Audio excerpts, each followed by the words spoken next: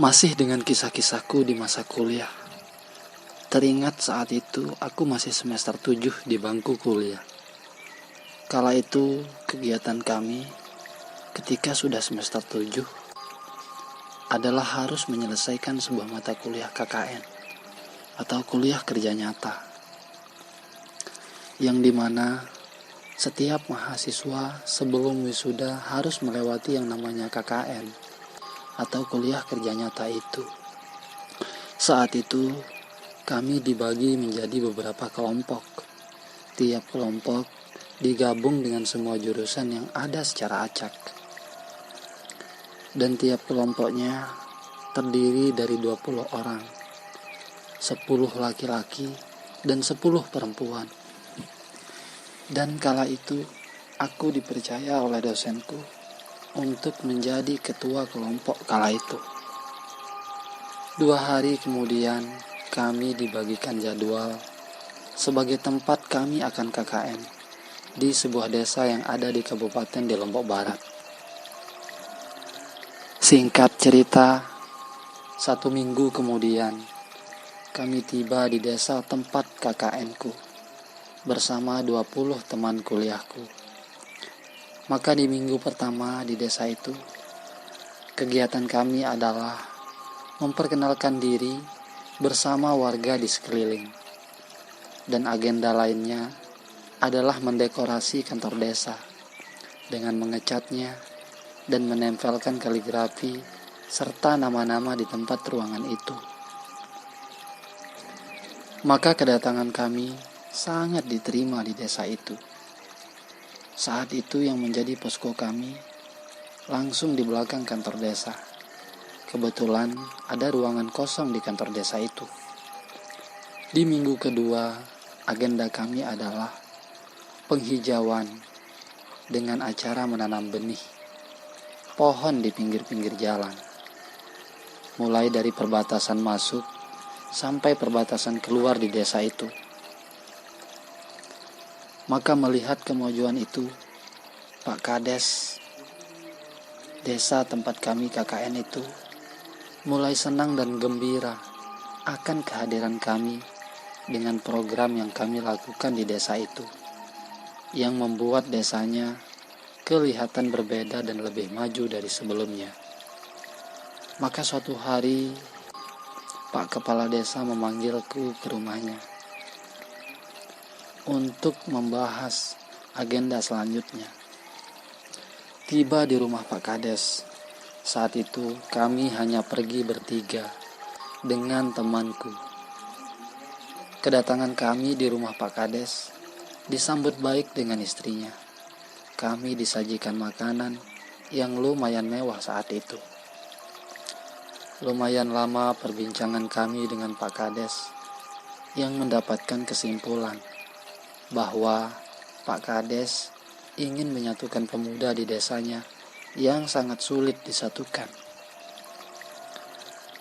Dengan kami membutuhkan program acara kemudian, yakni kami membuat acara sepak bola, seni musik, dan kampung bersih, yang dimana pesertanya dikhususkan untuk semua pemuda di desa itu.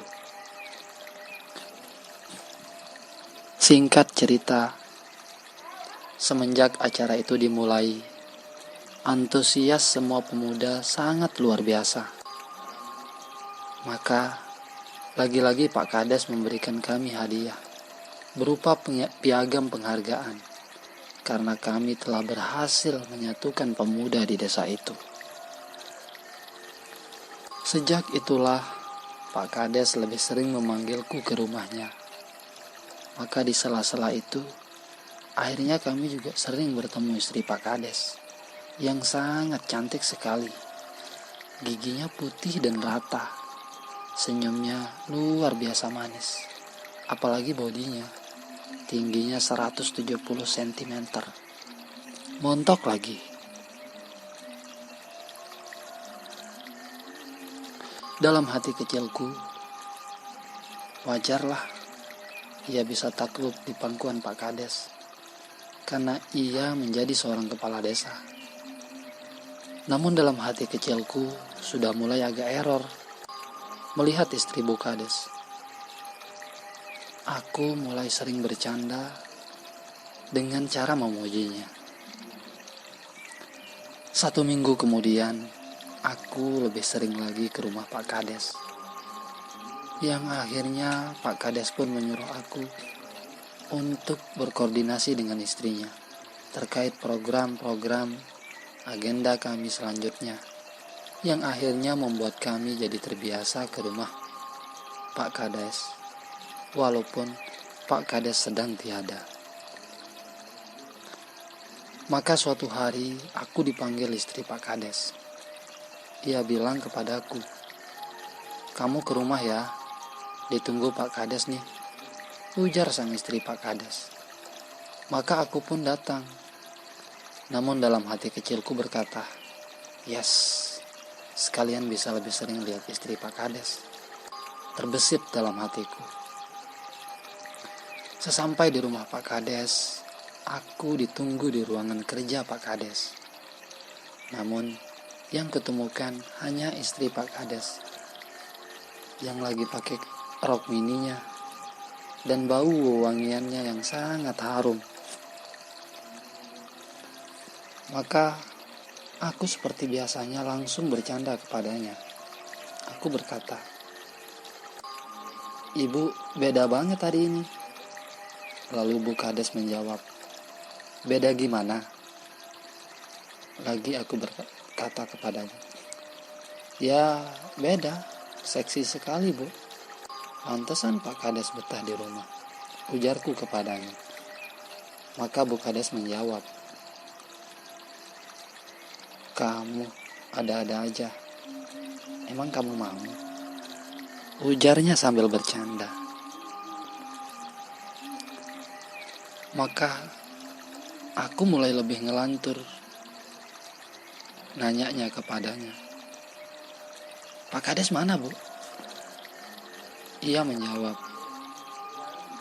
"Emang kenapa kalau nggak ada?" "Nggak, cuma nanya doang." "Serius, Bu, mana Pak Kades?" Ia menjawab, "Benar, nggak ada." "Loh, terus kenapa tadi Ibu bilang ditunggu sama Pak Kades?" Ia menjawabku, "Enggak, sengaja aku panggil kamu sendiri biar bisa sambil ia tersenyum." Kala itu aku langsung connect. Aku pun langsung mendekati karena sudah lama penasaran dengannya.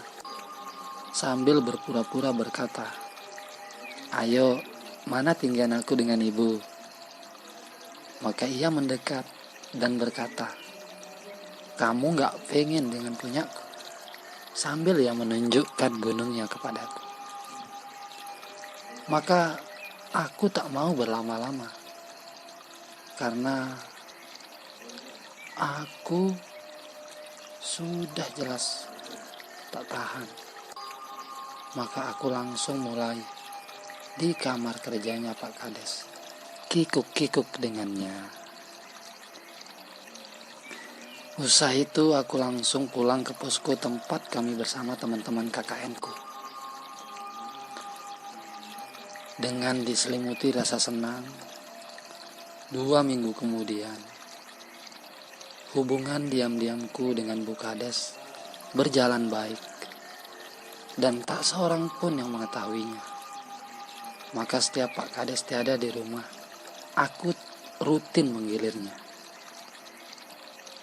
Sampai pada 2 hari sebelum kepergian kami KKN di desa itu, Pak Kades mendatangi kami ke posko untuk mengatakan, "Selamat kepada kalian semuanya dan atas karya Anda semua di sini.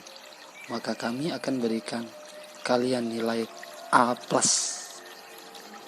Karena ketua Anda yang cerdas." Maka mendengar itu teman-temanku sangat bahagia.